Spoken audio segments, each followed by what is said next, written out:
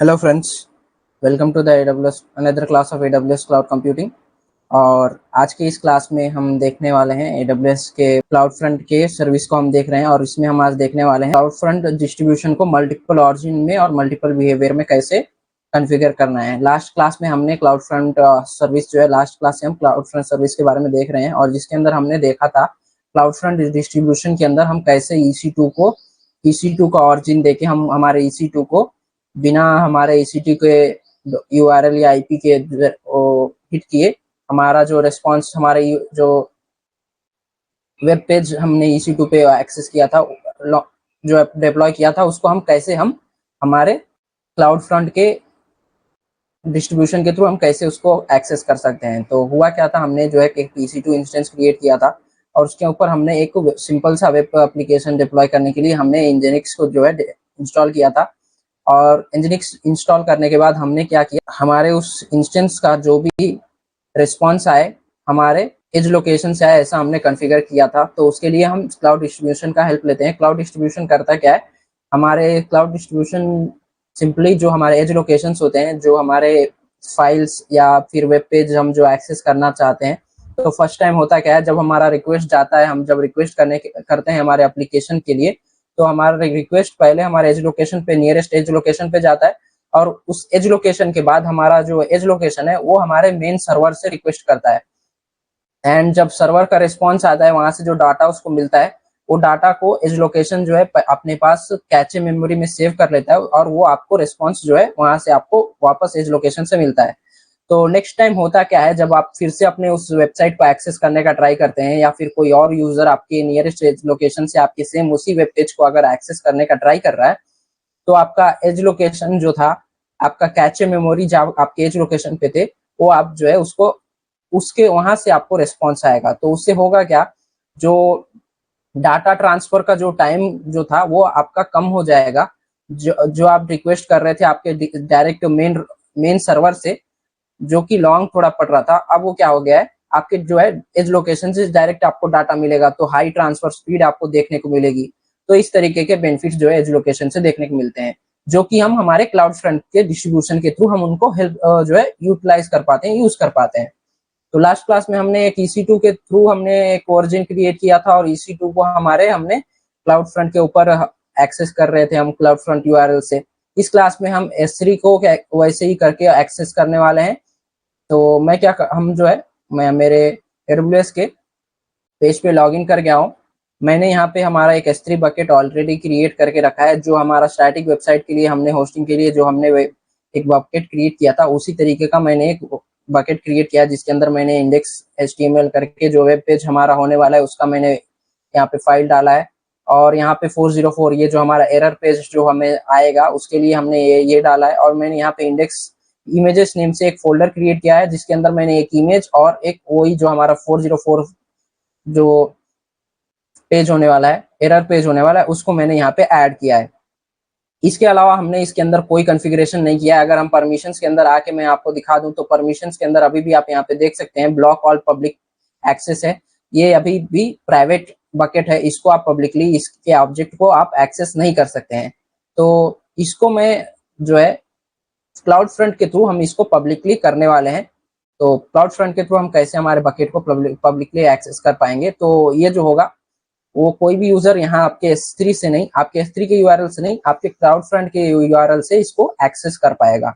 तो ये कॉन्फ़िगरेशन कैसे करना है, चलिए मैं आप लोगों को दिखाता हूँ। तो मैं यहाँ से क्लाउड फ्रंट को ओपन कर लेता हूँ एक न्यू टैब में, एंड यहाँ पे हमारा एक क्लाउड फ्रंट का जो है मैंने यहाँ पे एक्सेस कर लिया, और यहाँ से क्रिएट डिस्ट्रीब्यूशन पे क्लिक करूंगा। और यहाँ से हम ऑरिजिन में हमारे इस लास्ट टाइम जब हमने EC2 का किया था, तो हमने EC2 का ऑरिजिन सिलेक्ट किया था, EC2 का डोमेन नेम यहाँ पे ऐड किया था। इस बार मैं अपने क्लाउड जो हमारा S3 का जो है उसका मैं डोमेन नेम यहाँ पे ऐड कर रहा हूँ। एंड यहाँ पे आप देख सकते हैं ओरिजिन एक्सेस में यहाँ पे पब्लिक ओरिजिन, एंड यहाँ पे आपको कुछ ऑप्शंस देखने को मिल रहे हैं। तो अगर आपने आपके बकेट को पब्लिक पॉलिसी ऐड किया है, पब्लिक पॉलिसी कर दिया है, उसको पब्लिकली एक्सेसिबल कर दिया है, तो आप यहाँ पे पब्लिक सेलेक्ट करेंगे अगर आपका बकेट पब्लिकली अलाउ है तो। अगर नहीं, अगर आप चाहते हैं कि अपने बकेट को आप सिर्फ रिस्ट्रिक्ट कर, ऐसा रिस्ट्रिक्शंस दे दें कि आपका जो क्लाउड फ्रंट के यूआरएल से जो आपके बकेट को एक्सेस करना चाहे, उस जो रिक्वेस्ट करे उसी को आपका बकेट के ऑब्जेक्ट्स जो है एक्सेसिबल हो और कोई किसी को ना हो। तो उस तरीके से अगर हमें करना है तो हम यहाँ पे आ जाएंगे, सिंपली ऑरिजिन एक्सेस कंट्रोल यहाँ पे सेटिंग है, यहाँ पे हम इसको सिलेक्ट करेंगे और मैं यहाँ से क्रिएट न्यू ऑरिजिन पे यहाँ क्लिक करता हूँ और यहाँ पे जो है हम एक ऑरिजिन नेम से जो है क्लाउड फ्रंट यहाँ पे दिया है, मैं यहाँ पे एक S3 ऑरिजिन में यहाँ पे ऐड कर देता हूँ। S3 बस यहाँ पे मैं और एक्स्ट्रा मैंने यहाँ पे ऐड कर दिया एंड क्रिएट। अब यहाँ पे एक नोटिफिकेशन आ गया है, you must update the S3 bucket policy. अब आपके बकेट पॉलिसी को अपडेट करना है, इस तरीके का यहाँ नोटिफिकेशन आपको आ गया है। तो अभी हम इसको अपडेट करेंगे। फिर यहाँ पे आप देख सकते हैं आपके यहाँ पे कैचे बिहेवियर है, अभी मैं इसको डिफॉल्ट रहने देता हूँ। मैं फिर इसको भी चेंज करके आप लोगों को दिखाने वाला हूँ। Protocol policy, HTTP and HTTPS और क्या क्या इसके अंदर अलाउड है, HTTP मेथड, तो गेट हेड, ये सभी चीजें यहाँ पे है। यहाँ पे आप देख सकते हैं यहाँ पे आपके कैचे पॉलिसीज और ये सभी चीजें आपको यहाँ पे देखने को मिल रहे हैं। तो हमें यहाँ पे ये सभी कुछ भी नहीं कॉन्फ़िगर करना है, हम सिंपल यहाँ से आ जाएंगे। ये आपको क्या करना है, आपका जो फायरवॉल है उसको पहले do not enable security protection ये कर देंगे।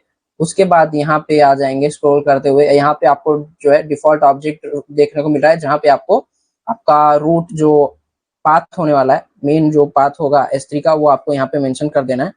तो मैं यहाँ पे हमारे index.html का यहाँ पे मैं नेम मेंशन कर दे रहा हूँ एंड बस मैं और कुछ भी नहीं यहाँ पे कर रहा हूँ। यहाँ पे मैंने क्रिएट डिस्ट्रीब्यूशन पे क्लिक कर दिया एंड अब देख सकते हैं यहाँ पे सक्सेसफुली क्रिएटेड न्यू डिस्ट्रीब्यूशन। तो एक न्यू डिस्ट्रीब्यूशन जो है क्रिएट हो गया है।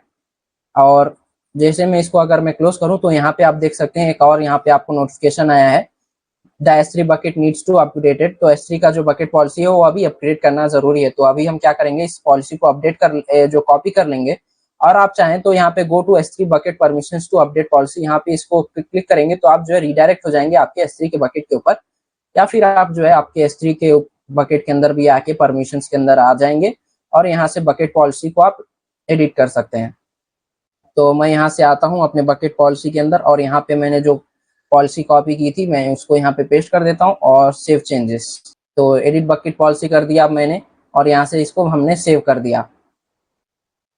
और अब अगर हम इस डिस्ट्रीब्यूशन के अंदर आए तो ये अभी भी जो है डिप्लॉइंग में है।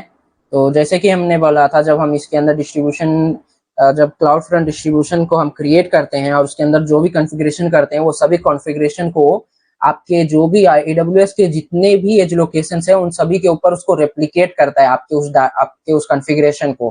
तो इसलिए ये जो है थोड़ा टाइम लेता है। तो अभी आप देख सकते हैं ये अभी भी स्टिल डिप्लॉइंग है, लास्ट मॉडिफिकेशन डेट इसका आने में थोड़ा टाइम लग जाता है। तो इसको हम जो है डिप्लॉय हो जाने देते हैं, क्योंकि डिप्लॉय अगर ना होता है और उसके पहले ही अगर हम इसको एक्सेस करने का ट्राई करते हैं तो कई बार हमें जो है एरर देखने को मिल जाता है, क्योंकि हमारा जब फाइल है वहाँ पे डिप्लॉय हुआ नहीं होगा, हमारा फाइल वहाँ पे जो है जो आप एक्सेस करना चाह रहे हैं वो आपको वहाँ पे रहेगा नहीं, वो वहाँ पे आपका कैचे नहीं बनाएगा, तो कहाँ से आपको ऐसा मिलेगा। तो यहाँ पे क्लाउड फ्रंट ये जो डिस्ट्रीब्यूशन का है, मैं यहाँ से इसको कॉपी कर लेता हूँ एक बार, फिर भी हम एक बार रिफ्रेश करते हैं और फिर मैं इसको कॉपी करता हूँ। तो एक बार हम देख लेते हैं। तो अभी भी ये जो है डेवलपिंग में ही है, अभी भी ये इसका जो लास्ट मॉडिफिकेशन डेट नहीं आया है, बट स्टिल आपके नियरेस्ट लोकेशन एज लोकेशंस पे आई थिंक ये कॉपी हो गया होगा। तो हम क्या रेप्लिकेट हो गया होगा, तो हम क्या करते हैं, इसके डोमेन नेम को कॉपी करके एक बार हमारे ब्राउजर के ऊपर हम हमारे S3 को एक्सेस करने का ट्राई करते हैं। तो परमिशन डिनाइड, यहाँ पे मैं हमारे index.html को एक बार ऐड करता हूँ। तो यस, जैसे ही आपने यहाँ पे index.html हमने ऐड किया, हमारा जो वो वेब पेज था वो यहाँ पे अब एक्सेसिबल हो गया है। तो अभी क्या हुआ, आपका जो S3 था जो कि अभी हमने उसको पब्लिक नहीं किया, उसको हमने क्या किया, क्लाउड फ्रंट डिस्ट्रीब्यूशन के थ्रू ऐसे एक्सेसिबल कर दिया है। इसको क्लाउड फ्रंट डिस्ट्रीब्यूशन के URL के थ्रू हमने उसको एक्सेस कर लिया है। तो इस तरीके से आप जो है अपने S3 को क्लाउड फ्रंट डिस्ट्रीब्यूशन की हेल्प से आप उसको एक्सेसिबल कर सकते हैं। तो ये तो था हमें हमारे क्लाउड फ्रंट डिस्ट्रीब्यूशन के अंदर S3 के S3 सर्विस का हेल्प से हम कैसे डिस्ट्रीब्यूशंस क्रिएट कर सकते हैं, कैसे हम S3 ऑरिजिन को क्रिएट कर सकते हैं। अब मैं क्या करता हूँ, अब मैं फिर से एक जो है, अब ऐसा मैं एक डिस्ट्रीब्यूशन क्रिएट करता हूँ, एक और डिस्ट्रीब्यूशन हम क्रिएट करेंगे जहाँ पे मैं अगर यहाँ पे इंडेक्स, जैसे ही मैंने यहाँ पे index.html का पाथ दिया तो हमारा ये जो है S3 के ऊपर हो गया और S3 से हमारा ये वेब पेज आ गया। ऐसे ही मैं अगर यहाँ पे अगर मैं पाथ जो हमारा index.html के अलावा वहाँ पे हमारे S3 के अंदर इमेजेस का हमने फोल्डर ऐड किया था, तो इमेजेस के अंदर 1.png आई थिंक मेरा एक पेज है। तो अगर मैं 1.png करूं तो ये देखिए, ये हमारा जो उस इमेज फोल्डर के अंदर हमने इमेजेस फोल्डर के अंदर जो हमने ऐड किया था तो ये आ गया। तो इमेजेस जो हमने पाथ दिया था उसके अंदर हमने ये ऐड किया तो ये आ गया। इसी तरीके से अगर मैं यहाँ पे अगर कोई और पेज को यहाँ पे एक्सेस करने का ट्राई करूं तो ये तो डाउनलोड हो गया। अगर हम यहाँ पे कोई और यूआरएल दें जो कि यहाँ पे है ही नहीं, तो यहाँ पे देखिए ये एक्सेस जो है डिनाई आ रहा है। तो हम क्या चाहते हैं, इसके ऊपर हमारा जो 404 एरर पेज जो हमने क्रिएट किया था वो यहाँ पे आए। तो इसको हम कैसे करेंगे, और मैं ऐसा कर दूंगा, अभी तो ये हम जब इमेज और पीएनजी ये जो भी हम सभी यहाँ पे पाथ दे रहे हैं तो वो हमारे रिक्वेस्ट सभी S3 पे जा रहे हैं और वहां से हमें रिस्पॉन्स आ रहा है। मैं ऐसा कुछ कॉन्फ़िगरेशन करके करना चाहता हूँ कि हमारा, मैं अगर ऐप/ऐप करके अगर मैं कुछ यहाँ पे डाटा को अगर पाथ दूं तो वो मेरे एप्लीकेशन से वहां पे मुझे जो वहां से मेरे EC2 से मेरे को उस पे रिस्पॉन्स आए। और अगर मैं यहाँ पे स्लैश इमेजेस करके अगर मैं कुछ पाथ एंटर करके कुछ रिक्वेस्ट कर रहा हूँ तो मेरे S3 से मुझे रिस्पॉन्स आए। तो इस केस में आप कैसे इसको कॉन्फ़िगर कर सकते हैं, तो इसको हम जो है करके देख लेते हैं। मैं क्या करूंगा, मैं एक और डिस्ट्रीब्यूशन क्रिएट करने वाला हूँ। बट मैं डिस्ट्रीब्यूशन क्रिएट करने से पहले, जैसे कि मैंने बताया, हम हमारे EC2 को भी हम हमारे EC2 से भी हमें जो है वहां पे रिस्पॉन्स चाहिए। तो हमें एक EC2 पहले क्रिएट करना होगा। तो सबसे पहले मैं जो है हम एक EC2 को पहले क्रिएट कर लेता हूँ, फिर हम जो है हमारा एक और डिस्ट्रीब्यूशन क्रिएट करेंगे। तो यहाँ से मैंने EC2 को ओपन करा, यहाँ से हम लॉन्च इंस्टेंस पे क्लिक करते हैं और एक इंस्टेंस को मैं लॉन्च करता हूँ, एक इंस्टेंस क्रिएट कर लेता हूँ। तो वेब सर्वर EC2, तो वेब सर्वर EC2 से मैंने एक इंस्टेंस क्रिएट करने के यहाँ पे नेम दे दिया है और मैं उबंटू का ही इमेज सेलेक्ट कर रहा हूँ। यहाँ से की पेयर सेलेक्ट कर लेते हैं और जैसे कि अभी हमें इसको ब्राउजर के ऊपर एक्सेस करना है तो उसके लिए हम जो है यहाँ पे HTTP का ट्रैफिक जो है अलाउ कर रहे हैं। एंड बाकी सब जो है मैं कॉन्फ़िगरेशन बाय डिफ़ॉल्ट रहने देता हूँ एंड लॉन्च इंस्टेंस पे मैं क्लिक करता हूँ। तो अभी हमारा एक इंस्टेंस लॉन्च हो गया है। अब हम इंस्टेंस आईडी पे जाते हैं। तो अभी हमारा इंस्टेंस जो है रनिंग स्टेट में आ गया है। अभी हमें इसके अंदर कोई भी मैं कॉन्फ़िगर नहीं कर रहा हूँ। अभी मैं सिंपली क्या कर रहा हूँ, इसका DNS नेम जो है कॉपी कर रहा हूँ ताकि मैं इसको हमारे डिस्ट्रीब्यूशन जब मैं क्रिएट करूँ उसके ओरिजिन में मैं इसका पाथ जो है इसका URL में ऐड कर सकूँ। तो इसलिए मैंने इसको कॉपी कर लिया और मैं ये पेज एक जो है इसको डिलीट कर यहाँ क्लोज करता हूँ और अब मैं यहाँ पे डिस्ट्रीब्यूशन पे आ जाता हूँ और यहाँ से हम डिस्ट्रीब्यूशंस, और मैं यहाँ से क्रिएट डिस्ट्रीब्यूशन करके एक और डिस्ट्रीब्यूशन क्रिएट करने वाला हूँ। तो इस डिस्ट्रीब्यूशन के अंदर हम हमारे EC2 का जो पाथ अभी मैंने कॉपी किया मैंने उसको यहाँ पे पेस्ट करता हूँ और ये जो है हमारा EC2 का ऑरिजिन यहाँ पे ऐड हो जाएगा। और इसके अंदर जो हमने HTTP ओनली, यानी हमने इसके अंदर HTTP का ही ट्रैफिक अलाउ किया है तो हम इसको HTTP ओनली दे रहे हैं, यानी पोर्ट 80। एंड बाकी चीजें जो है मैं यहाँ पे EC2 का हमने यहाँ पे ओरिजिन URL दे दिया, यहाँ पे हमने पोर्ट दे दिया। अब हमें यहाँ पे स्क्रॉल करते हुए आ जाना है एंड यहाँ पे आप देख सकते हैं कैचे पॉलिसी। तो यहाँ पे आप जो है जो हम एक मैं कस्टम पॉलिसी मैंने क्रिएट किया था उस पॉलिसी को मैं यहाँ पे ऐड कर दे रहा हूँ। तो कैचे पॉलिसी रूल नेम से मैंने एक पॉलिसी कस्टम पॉलिसी क्रिएट किया था, उस पॉलिसी रूल को मैंने यहाँ पे ऐड कर दिया। एंड यहाँ पे बाकी आप जो है उसका ये मैं इसके अंदर भी हमारा जो डू नॉट एनेबल ये जो है इसको भी मैं कर दे रहा हूँ और यहाँ पे भी मैं हमारा जो रूट है रूट ऑब्जेक्ट पाथ, तो यहाँ पे मैं हमारा index.html से मैं यहाँ पे भी एक पाथ जो है दे दे रहा हूँ। तो यहाँ पे भी मैंने index.html पाथ दे दिया एंड क्रिएट डिस्ट्रीब्यूशन से मैं एक और डिस्ट्रीब्यूशन जो है क्रिएट कर रहा हूँ। ये जो है हमारा एक EC2 का डिस्ट्रीब्यूशन जो है क्रिएट हो गया है हमारे इसके अंदर। अगर हम बात करें तो अब हमारे इसके ऊपर हमारा EC2 का जो है वो एक्सेस होने के लिए इसके अंदर हमने डिप्लॉय किया है। बट अभी अगर आप इसके URL को अगर हम कॉपी करें और यहाँ पे अगर हम इसको पेस्ट अगर किया जाए अभी, तो यहाँ पे आपको कुछ भी अवेलेबल नहीं होगा, क्योंकि अभी हमारे इस EC2 का जो हमने यहाँ पे पाथ ऐड किया है उसके अंदर हमने हमारा अपाचे को जो है अभी इंस्टॉल हमारे nginx या कोई भी वैसा कोई सर्वर जो है हमने इंस्टॉल ही नहीं किया, तो इसीलिए यहाँ पे कोई भी आपको रिजल्ट नहीं देखने को मिलेगा। तो उसके लिए हमें हमारे EC2 को कॉन्फ़िगर करना होगा। तो उससे पहले मैं क्या करता हूँ, मैं यहाँ पे हमारे इसी ऑरिजिन के अंदर अगर मैं यहाँ पे ऑरिजिन्स में आऊँ तो यहाँ पे आप देख सकते हैं अभी यहाँ पे आपके एक ही ऑरिजिन है जो कि आपका EC2 डोमेन नेम जो EC2 का ऑरिजिन है वो ये है। मैं यहाँ पे इसी के अंदर में हमें क्या करना है, हमारे एक ही URL पे हम चाहते हैं कि हमें 2 ऑरिजिन से हमें रिस्पॉन्स आए, तो उसके लिए हम क्या करेंगे, इसी में हम और एक ऑरिजिन को ऐड करेंगे। तो यहाँ पे ऑरिजिन्स के अंदर हम आ जाएंगे। ऑरिजिन्स के अंदर आने के बाद यहाँ पे क्रिएट ऑरिजिन्स पे क्लिक करना है और इस EC2 का ऑरिजिन तो इसके अंदर है ही। अब हम क्या करेंगे, हमारे S3 का ऑरिजिन यहाँ पे सिलेक्ट करेंगे। तो S3 ऑरिजिन यहाँ पे हमने सिलेक्ट कर लिया। सेम हमें ऑरिजिन एक्सेस कंट्रोल जो है प्रोवाइड करना है। और लास्ट में जो लास्ट वीडियो जो लास्ट S3 का हमने कॉन्फ़िगर करते समय जो हमने S3 का URL जो लिया था, S3 का जो ऑरिजिन एक्सेस जो हमने क्रिएट किया था उसी को मैंने यहाँ पे सिलेक्ट कर लिया।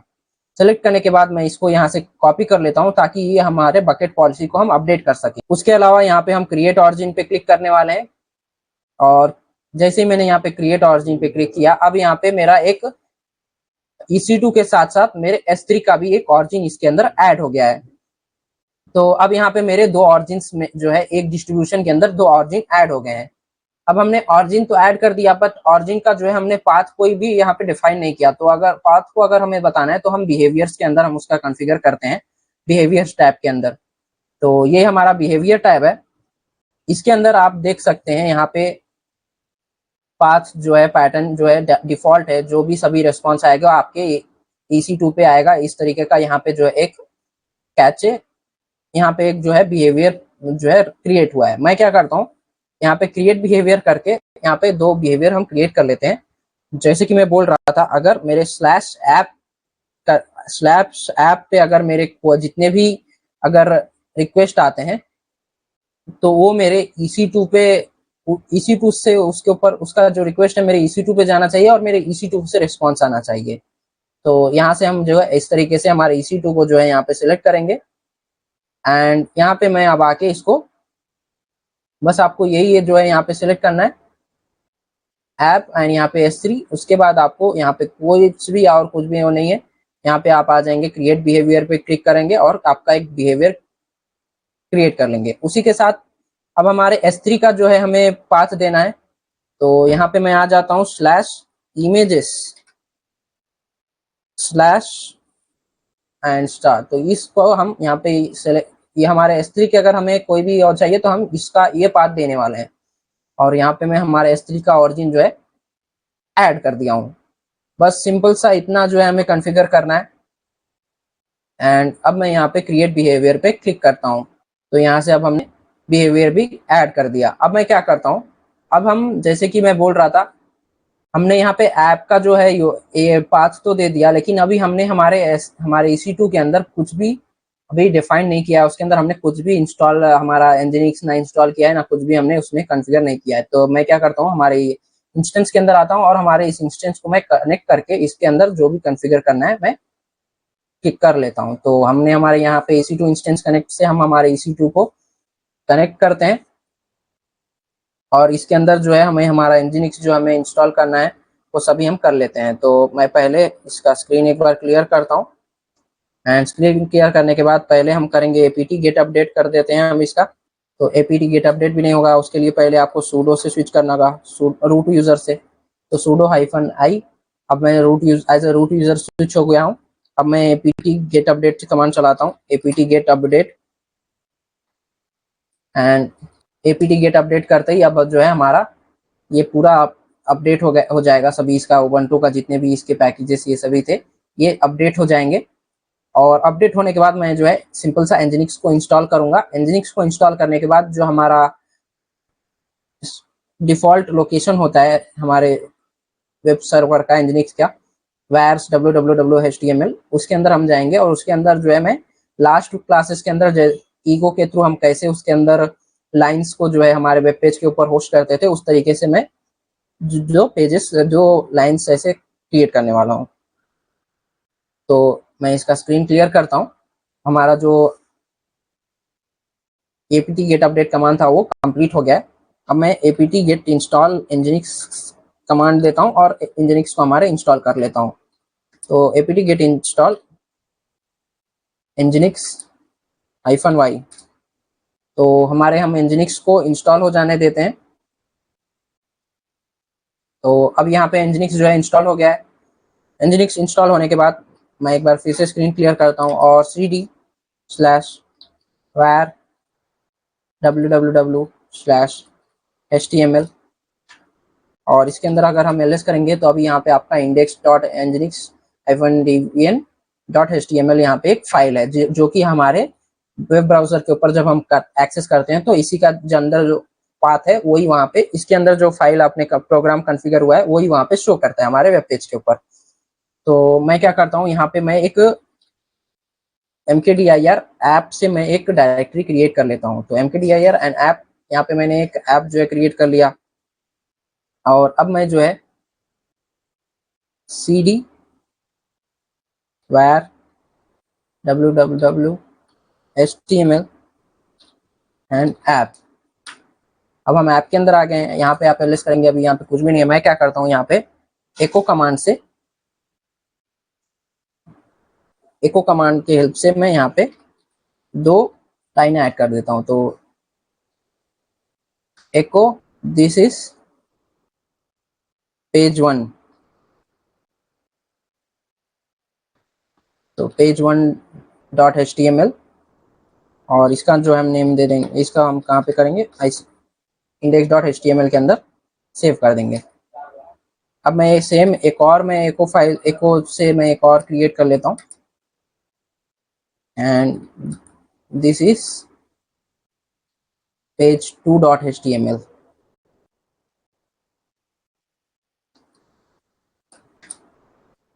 और इसका हम दे देंगे index1.html। तो इतना सा जो है हमें इसके अंदर कॉन्फ़िगर करना है, ताकि अगर हम कर्ल लोकल होस्ट अभी तो हम करेंगे तो अभी हमारा nginx का आएगा या देखते हैं। हाँ, ये जो है हमारा, ये जो है हमारा वेब पेज जो है वहाँ पे हमें शो होता है, राइट। ये जो अब हम एक्सेस करते हैं हमारे वेब ब्राउजर के ऊपर हमारा EC2 के URL के, तो if you see this page the nginx web server is successfully installed and working further, यही जो है आपको यहाँ पे पेज आपके वेब पेज के ऊपर दिखता है। तो इसको मैं अभी हम क्लोज कर देते हैं, इसका हमें कोई वो नहीं है। और मैं हमारे EC2 से हमारे डिस्ट्रीब्यूशन के ऊपर जाता हूँ, और अब हमने जो है ऐप भी दे दिया। अब मैं क्या करता हूँ, हमारा जो 404 जो है एरर पेज है उसको हम करने के लिए यहाँ पे हम एरर पेज को हम क्रिएट कर लेते हैं। तो यहाँ पे अभी कोई एरर पेज नहीं है, तो मैं क्रिएट कस्टम एरर पेज पे आऊँगा, सेलेक्ट एरर पेज, तो हम जो है 404 नॉट फाउंड वाला जो है सेलेक्ट करने वाले हैं। अगर आपके ये सभी आ रहे हैं 400 के अगर रेंज में अगर कोई है तो ये हमारे ये एरर, ये जो है ये सभी जो एरर्स होते हैं आपके सर्वर लेवल के अगर जो एरर्स होते हैं उसके होते हैं, और ये जो है हमारे फाइल्स के और इसके जो है एरर्स के लिए हम जो है इनका यूज करते हैं। तो मैंने यहाँ पे 404 नॉट फाउंड को मैंने सेलेक्ट किया, और यहाँ से मैं क्रिएट कस्टम एरर पे क्लिक करूंगा, और यहाँ पे हमारा रिस्पॉन्स पाथ हमें ऐड करना है। तो मैं क्या करता हूँ, रिस्पॉन्स पाथ में हम देंगे इमेजेस, हमारे S3 के अंदर इमेजेस है, इमेजेस के अंदर हमने 404.html ऐड किया है। तो इमेजेस के अंदर 404, ये जो है हमारा रिस्पॉन्स पाथ होने वाला है। तो ये जो पाथ, इसके अंदर जो आपका पेज होगा, जो पाथ इसके अंदर आपने डिफाइन किया है, तो इसका जो ऑब्जेक्ट है वो आपके 404 पे आपका आना चाहिए। तो यहाँ से हम जो है 404 जो है रिस्पॉन्स कोड ये 404 होने वाला है, उसको हमने सेलेक्ट किया और यहाँ पे क्रिएट कस्टम पेज तो क्रिएट कस्टम पेज पे मैं यहाँ पे क्रिएट कर देता हूँ और ये जो है हमारा सक्सेसफुली क्रिएटेड 404 पेज हो चुका है। अब हम यहाँ पे आए तो अभी भी आप देख सकते हैं ये अब आपका डिप्लॉय हो रहा है। आपका जो लास्ट मॉडिफिकेशन है इसका हम जो है डेट आने देते हैं, लास्ट मॉडिफिकेशन टाइम हमें आने देते हैं। उसके बाद हम हमारे इस यूआरएल को वेब ब्राउजर के ऊपर एक्सेस करते हैं और देखते हैं हमने जो अभी जितने भी कॉन्फ़िगरेशंस किए वो प्रॉपरली हो गए हैं या नहीं। तो हमने यहाँ पे क्या क्या किया है, हमने यहाँ पे एक डिस्ट्रीब्यूशन के अंदर हमने मल्टीपल ऑरिजिन का हमने यूज किया, जिसके अंदर हमने EC2 और S3 दोनों का ऑरिजिन हमने ऐड किया। और फिर हमने क्या किया, हमारे EC2 और क्लाउड जो हमारे S3 था दोनों को हमने यहाँ पे ऑरिजिन ऐड किए। हमने उसका बिहेवियर सेट किया, बिहेवियर पाथ पैटर्न जो है हमने वो डिफाइन किया, जो कि हमने यहाँ पे उसको दिया है। तो ये जो है आपका डिफॉल्ट था, जहाँ पे हमने कैचे पॉलिसी रूल जो हमने ऐड किया था वो है। फिर हमारे जो इमेज और ऐप के थे उसके अंदर आपके जो है बाय डिफॉल्ट जो आपके कैचे पॉलिसी आते हैं वो हैं। तो उसके अलावा हमने यहाँ पे एक कस्टम एरर पेज क्रिएट किया। अगर हम यहाँ पे यूआरएल देने के टाइम पे अगर कोई एरर, कोई रॉन्ग पाथ, कोई एरर अगर हम दे रहे हैं तो उसको हमें जो है वहाँ पे 404 जो हमने दिस पेज इज क्रिएटेड, ऐसा हम जो एरर पेज हमने जो क्रिएट किया था वो पेज हमने वहाँ पे ऐड किया है। बस इतना सा जो है हमने इसके अंदर कॉन्फ़िगरेशन किया है। अभी इसके अंदर हम जो है कोई भी इन्वाइलेशन नहीं कर रहे हैं, क्योंकि अभी हमने इसके अंदर कोई भी अपग्रेडेशन नहीं किया है। बस जो है ये सभी चीजें की हैं और इसको अब हम हमारे वेब ब्राउजर के ऊपर हम एक्सेस करने वाले हैं। तो यहाँ पे लास्ट मॉडिफिकेशन जो है डेट आ गया है, यानी ये आपके सभी एज लोकेशंस के ऊपर रेप्लिकेट हो गया है। तो मैं यहाँ से हमारे इस EC2 को मैं क्लोज कर देता हूँ, EC2 का जो हमने इंस्टेंस को कनेक्ट किया था, और मैं इसके यूआरएल को, डिस्ट्रीब्यूशन यूआरएल को यहाँ से कॉपी करके एंटर करता हूँ। तो यहाँ पे हमने, अगर अब हम यहाँ पे index.html देंगे, यहाँ पे index.html देने से नहीं आ रहा है, तो यहाँ पे मैं इमेजेस के अंदर हमारा जो इमेज था उसको मैं पहले एक्सेस करने का ट्राई करता हूँ। तो png.png इमेज के अंदर one.png यही हमने जो है ऐड किया था, बट ये भी हमारे एक्सेस नहीं हो पा रहा है। एंड एक बार मैं अब ऐप का जो है यूआरएल दे के देखता हूँ। ऐप के अंदर हमारा index.html है, तो ऐप के अंदर index.html। तो ये देखिए अभी जो है रिस्पॉन्स हमारे HTML से, हमारे HTML के पेज से आ रहे हैं। This is page 1.html। तो ये अभी हमारे HTML के पेज 1 से रिस्पॉन्स आया है। और ऐसे ही अगर मैं यहाँ पे अगर हम index1.html ऐड करें तो यहाँ पे देखिए दिस इज page 2.html। तो जब मैंने यहाँ पे ऐप और index.html पे जब क्लिक किया तो ये सभी जो हमारे रेस्पॉन्स आ रहे हैं हमारे EC2 से आ रहे हैं। और अगर मैं यहाँ पे अब इमेज अगर मैं करूँ, इमेज ऐप की जगह अगर मैं इमेजेस करता हूँ तो उसके अंदर मुझे S3 से हमारा रिस्पॉन्स आना चाहिए, बट नहीं आ रहा है। और क्यों नहीं आ रहा है, तो याद है जब हमने यहाँ पे हमारा बकेट पॉलिसी हमने क्रिएट किया था, फर्स्ट टाइम जब हमने S3 क्रिएट किया था और उसको हमने क्लाउड फ्रंट का किया, तब हमने एक बकेट पॉलिसी यहाँ पे ऐड की थी।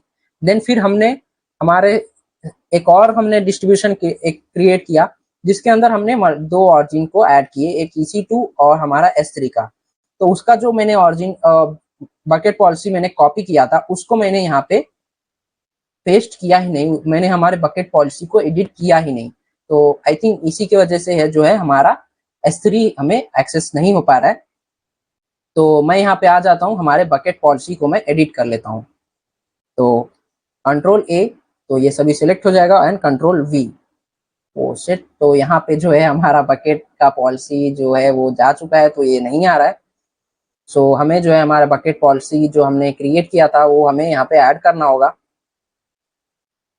तो मैं हमारे डिस्ट्रीब्यूशन के अंदर जाते हैं, ऑरिजिन्स के अंदर आएंगे, और ऑरिजिन के अंदर आने के बाद यहाँ पे हमारे S3 को जो है सेलेक्ट करते हैं, एडिट, एंड यहाँ से मैं फिर से इसको कॉपी कर लेता हूँ और अब मैं इसको हमारे S3 बकेट पॉलिसी के अंदर पेस्ट करता हूँ एंड सेव चेंजेस पे क्लिक करते हैं। तो जैसे ही अब हमने सेव चेंजेस पे क्लिक कर दिया, अब फिर से अब अगर आप अपने डिस्ट्रीब्यूशंस पे आ जाएंगे और मैं इसको रिफ्रेश करूँ तो अब हम जो है इसको फिर से हम एक्सेस करने का ट्राई करते हैं। तो ये जो हमारा बकेट है इसके अंदर ये आई थिंक हमारा जो मल्टीपल, यस इसी के अंदर हमारे मल्टीपल ऑरिजिन्स है। तो इसको हम एक बार एक्सेस करने का ट्राई करते हैं। अगर ये एक्सेस, अब हमारा S3 अगर एक्सेस हो रहा है तो देन ओके, अगर नहीं हो रहा है तो हम क्या करेंगे, हमारे इनवैलिडेशन को एक बार हम प्रोवाइड करेंगे ताकि हमारे जितने भी, अगर हमारा जो हमने लास्ट टाइम जो हमने रिक्वेस्ट किया था, जितने भी हमारे रिस्पॉन्स वो आया होगा तो हमारा एज लोकेशन उसका कैचे जो है स्टोर कर दिया होगा, तो रिस्पॉन्स वहां से मिल सकते हैं। तो हमारा जो हमने अभी हमारे जो डिस्ट्रीब्यूशन को हमने अपडेट किया वो अपडेट हुआ ही नहीं होगा। तो इसीलिए हम क्या करेंगे, एक बार इनवैलिडेशन भी करके देखेंगे। पहले हम बिना इनवैलिडेशन के जो है हम उसको एक्सेस करने का ट्राई करते हैं। तो यहाँ पे मैं यहाँ पे आ जाता हूँ और इमेजेस इमेजेस के अंदर one dot png and yes, अब यहाँ पे आप देख सकते हैं अब ये एक्सेसिबल हो गया है। तो अब हम क्या कर पा रहे हैं, अब हम हमारे एक ही जो है डिस्ट्रीब्यूशन के यूआरएल के ऊपर हम दो ऑरिजिन्स को जो है एक्सेस कर पा रहे हैं। एक तो हमारा और EC2 का ऑरिजिन है और दूसरा हमारा S3 का ऑरिजिन है। हम हमारे हमारा अगर हम यहाँ पे पाथ में अगर हम ऐप दे के अगर कुछ यूआरएल यहाँ पे कोई रिक्वेस्ट कर रहे हैं, कुछ क्वेरी दे रहे हैं, तो वो हमारे EC2 से हमें रिस्पॉन्स आ रहा है। और अगर हम यहाँ पे इमेज दे के अगर हम कुछ भी अगर यहाँ पे एक्सेस कर रहे हैं तो वो हमारे जो है S3 बकेट से हमें रेस्पॉन्स आ रहा है। तो ये तो हो गया हमारे इसी रेस्पॉन्स आने का जो हमारे मल्टीपल ऑरिजिन से आ रहे हैं। अब मैं यहाँ पे जैसे ही मैं toop.png करता हूँ तो यहाँ पे देखिए अभी वैसा कोई फाइल है ही नहीं, तो यहाँ पे एक्सेस डिनाइड आ रहा है, बट यहाँ पे एक्सेस डिनाइड नहीं आना है। यहाँ पे मैं क्या करता हूँ, इमेजेस के जगह पे अगर मैं यहाँ पे ICNT अगर मैं कुछ एंटर करता हूँ तो यस, यहाँ पे आप देख सकते हैं जैसे ही मैंने ना ऐप दिया ना ही मैंने इमेजेस दिया, तो वो हमारा रिस्पॉन्स का हमारे पाथ में मैंने रॉन्ग पाथ मैंने एंटर किया है, जो कि मैंने ना हमारा ऐप का मैंने EC2 का दिया ना ही मैंने S3 का पाथ दिया। तो उससे हुआ क्या, जैसे ही मैंने यहाँ पे एरर पाथ को जो है हमारे यूआरएल के अंदर ऐड किया, जैसे ही मैंने रॉन्ग यूआरएल को हिट करने का ट्राई किया तो यहाँ पे एरर पेज जो हमने क्रिएट किया था उसके ऊपर इसने आ गया। तो जैसे ही हम जो है अगर कोई ऐसे यूआरएल पे हिट करेंगे जो कि ऐसे वेब पेज को एक्सेस करने का ट्राई करेंगे जो कि है ही नहीं, तो 404 कोड जो है वो आ जाएगा। 404 किसके लिए होता है, नॉट फाउंड। जो अगर वो पेज नॉट फाउंड है तो अगर वैसा डिफॉल्ट पेज रहता तो 404 नॉट फाउंड करके आपको जो है नोटिफिकेशन आता, बट हमने हमारा खुद का जो एरर पेज था उसको हमने यहाँ पे ऐड किया था। तो इसलिए यहाँ पे आप देख सकते हैं जैसे ही मैंने यहाँ पे एरर पे एक रॉन्ग पेज या कह सकते हैं एक एरर जो पाथ मैंने डाला, एरर पेज को एक्सेस कर, मैं किसी रॉन्ग पाथ को जैसे ही मैंने एंटर किया था वैसे ही इसने मेरे एरर पेज के ऊपर मुझे ये रिडायरेक्ट कर दिया, जो कि हमारा खुद का कस्टमाइज एरर पेज जो हमने ऐड किया था हमारे डिस्ट्रीब्यूशन के अंदर, उसके ऊपर इसने जो है रिडायरेक्ट कर दिया। तो इस तरीके से जो है आप इस तरीके से भी आप हमारे अपने डिस्ट्रीब्यूशन के अंदर कॉन्फ़िगरेशंस कर सकते हैं। तो लास्ट क्लास के अंदर तो मैंने एक ही बस हमारा EC2 को हमने क्रिएट किया था, जिसके अंदर हमने हमारे EC2 को जो है EC2 इंस्टेंस से हमारे रिस्पॉन्स आ रहे थे। उसके बाद हम अगर उसको कुछ अपडेट कर रहे थे तो हमें हमारा इनवैलिडेशन रूल देना पड़ता था, यानी हमारे कैचे मेमोरी को हमें डिलीट करना पड़ता था, अपडेट करना पड़ता था। तो वो सब हमने कैसे करेंगे वो मैंने लास्ट क्लास में बताया था। फिर हमने देखा था इसके अंदर मैंने क्या किया, हमारा जो EC2 इंस्टेंस है इसके अंदर अभी भी हमारा हम चाहे तो हमारे इंस्टेंस का जो आपने ये आप जो पाथ यहाँ पे आप यहाँ पे एक्सेस कर पा रहे हैं, यहाँ पे अगर मैं बताऊं ऐप के अंदर आप index1.html ये जो है, ये जो पेज आप एक्सेस कर पा रहे हैं, इसको आप अभी भी आप अपने EC2 के ऊपर, आपके वेब सर्वर के ऊपर भी आप एक्सेस कर सकते हैं, क्योंकि अभी हमने हमारे EC2 इंस्टेंस जो है उसके अंदर से हमने HTTP का जो सिक्योरिटी ग्रुप था उसके अंदर से हमने उसको रिमूव ही नहीं किया, राइट। लास्ट क्लास में हमने क्या किया था, हमने HTTP को रिमूव कर दिया था। फिर जब हम HTTP को ऐड कर रहे थे उस टाइम पे मैंने क्या किया था, क्लाउड फ्रंट के जो IPs होते हैं, जो हमारा AWS कुछ पॉलिसीज को, जो कुछ IPs को जो मैनेज करके रखता है आपके VPCs के अंदर, प्रीफिक्स ऑरिजिन के अंदर आप जाके वहां पे आपको लिस्ट में आ जाएंगे, जहां पे प्रीफिक्स लिस्ट रहेगा आपके क्लाउड फ्रंट की, जिसके अंदर आपके कई सारे आपको क्लाउड फ्रंट के IPs देखने को मिल जाएंगे। तो वो उसकी जो आपको आईडी कॉपी कर लेनी होती है, और उस आईडी को आप अपने सोर्स लोकेशन पे, जहां पे आप सोर्स में एनीवेयर देते हैं, वहां पे आप अपने उस आईडी को कॉपी कर देंगे। तो होगा क्या, बस आपके क्लाउड फ्रंट के URL से ही आपका EC2 एक्सेस हो पाएगा। आप उसको जो है आपके EC2 यानी आपके वेब सर्वर को कोई भी डायरेक्टली एक्सेस नहीं कर पाएगा। आपके जो भी आपके EC2 के अंदर और आपके डिस्ट्रीब्यूशन, क्लाउड फ्रंट डिस्ट्रीब्यूशन के अंदर कम्युनिकेशन बना रहेगा। वो दोनों एक दूसरे को रेस्पॉन्स करेंगे, कम्युनिकेट करेंगे। और अगर कोई यूजर अगर आपके EC2 को एक्सेस भी करना चाहे, आपके EC2 के ऊपर जो आपने वेब पेज को होस्ट किया है उसको अगर एक्सेस करना चाहेगा, तो भी वो आपके क्लाउड फ्रंट डिस्ट्रीब्यूशन URL से ही एक्सेस करेगा, ना कि आपके वेब जो EC2 का डोमेन नेम या उसके IP से उसको एक्सेस कर पाएगा। तो इस तरीके से सभी हम जो है हमारे क्लाउड फ्रंट डिस्ट्रीब्यूशन के अंदर कॉन्फ़िगरेशंस कर सकते हैं। तो इस क्लास में इतना ही, जिसके अंदर हमने डिस्ट्रीब्यूशन के अंदर का एक सिंगल डिस्ट्रीब्यूशन पहले मैंने बताया, S3 और EC2 के ऊपर सिंगल मैंने वो करके दिखाया। फिर हमने मल्टीपल ऑरिजिन्स को, मैंने एक डिस्ट्रीब्यूशन के अंदर मल्टीपल ऑरिजिन्स और बिहेवियर कैसे हम कर सकते हैं, एरर पेज कैसे हम क्रिएट कर सकते हैं, इनवैलिडेशन तो मैंने लास्ट क्लास में बता दिया। तो ये सभी जो है हमने ये क्लाउड फ्रंट डिस्ट्रीब्यूशन के जो है इन सभी फीचर्स को हमने देखा। तो अब मैं क्या करता हूँ, अब हम इस डिस्ट्रीब्यूशंस को डिलीट कर देता हूँ। नेक्स्ट क्लास में हम जो है और किसी क्लाउड फ्रंट के किसी और फीचर के बारे में देखेंगे। तो पहले मैं क्या करता हूँ, अब हम हमारे इस क्लाउड फ्रंट डिस्ट्रीब्यूशन को मैं डिलीट कर देता हूँ। तो क्लाउड फ्रंट डिस्ट्रीब्यूशन को अगर आपको डिलीट करना हो तो उसके लिए आपको पहले इन दोनों डिस्ट्रीब्यूशंस को डिसेबल करना होगा। तो यहाँ पे आप जब डिसेबल करेंगे तो ये जो है अब डिप्लॉय फिर से होने लगेगा आपका, ये जो फिर आपके लास्ट मॉडिफिकेशन जब डेट आ जाएगा, ये प्रॉपरली जब कंप्लीटली जब डिसेबल हो जाएगा, उसके बाद ही आप इन दोनों जो डिस्ट्रीब्यूशंस को डिलीट कर पाएंगे। तो ये दोनों को जो है हम जो है डिलीट हो जाने देते हैं, मतलब डिसेबल हो जाने देते हैं, फिर इसको हम डिलीट करेंगे। तब तक मैं क्या करता हूँ, हमारे EC2 इंस्टेंस जो हमने क्रिएट किया था हमारे वेब पेज को होस्ट करने के लिए, मैं इसको डिलीट कर देता हूँ। तो यहाँ पे मैं आ जाता हूँ हमारे वेब सर्वर के ऊपर, और यहाँ पे मैं इसको जो इंस्टेंस था मैं इसको डिलीट कर देता हूँ। तो इंस्टेंस स्टेट एंड टर्मिनेट। तो सबसे पहले मैंने हमारे इंस्टेंस को टर्मिनेट कर दिया, और आपको भी ये ध्यान देना है, आप जो है क्लाउड फ्रंट डिस्ट्रीब्यूशन को चाहें तो आप जो है डिलीट ना करें, बट आपको आपके EC2 इंस्टेंस को जो है जरूर डिलीट कर देना है। क्योंकि अगर हम क्लाउड फ्रंट डिस्ट्रीब्यूशन की बात करें तो उसमें आपको, अगर हम इसके क्लाउड फ्रंट डिस्ट्रीब्यूशंस की अगर हम बात करें तो यहाँ पे आप जब आज क्लाउड फ्रंट के ऊपर आएंगे तो यहाँ पे आप देख सकते हैं AWS फ्री टायर अकाउंट के अंदर 1 TB of data transfer out आप कर सकते हैं। यहाँ पे आप देख सकते हैं ये जो वैल्यूज आप देख सकते हैं HTTP और HTTPS के, आप इतने सारे रिक्वेस्ट जो है आप इसके ऊपर कर सकते हैं। उसके अलावा क्लाउड फंक्शंस इनोवेशंस के बारे में बताया, फंक्शन इनोवेशंस क्या है ये सभी भी हम आगे देखने वाले हैं। इतने सारे फंक्शंस जो आप इसके ऊपर जो है कर सकते हैं।